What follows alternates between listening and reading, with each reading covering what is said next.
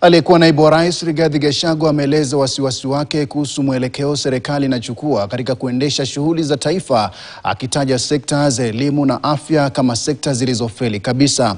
Akizungumza kwenye ibada ya Jumapili katika kanisa la PCEA hapa Nairobi, Gachagua ameisuta serikali ya Kenya Kwanza kwa kile anachosema kwamba ni kubuni sera za makusudi zinazoharibu taifa. Huyu hapa Emily Gilda Mugeni na mengi zaidi. Akizungumza wakati wa ibada ya kanisa katika kanisa la PCEA Kayole County ya Nairobi, Rigathi Gachagua ameikosoa serikali dhidi ya utendakazi wake, akisisitiza kuwa Rais William Ruto ameleta uharibifu mkubwa nchini ndani ya miaka mitatu pekee ya uongozi wake. Na mimi nasikia Ruto akisema ati yako na mpango ati ya kufanya Kenya to be a first world country. Ni muongo si muongo?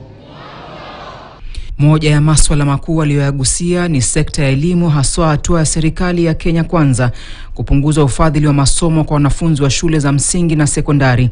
Gachagua amelaani hatua hiyo, akisema kwamba inadhoofisha sekta ya elimu. Nchi yetu haitembei vizuri.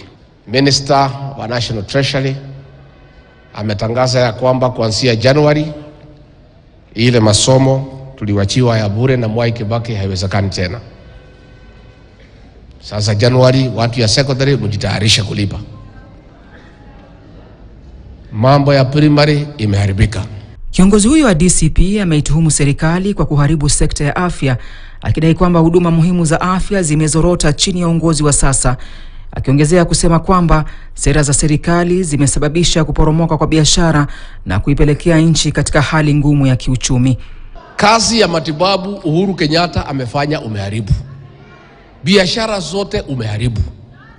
Watoto umesema wapigwe risasi kwa mguu. Biashara zote zimeharibika.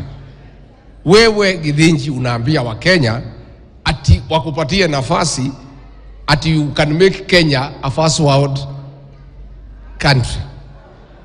How?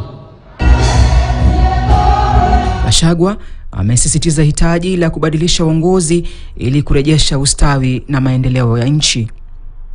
Emily Gilda Mugeni, KTN. Na mkando na vivutio vya kawaida katika kama vile fukwe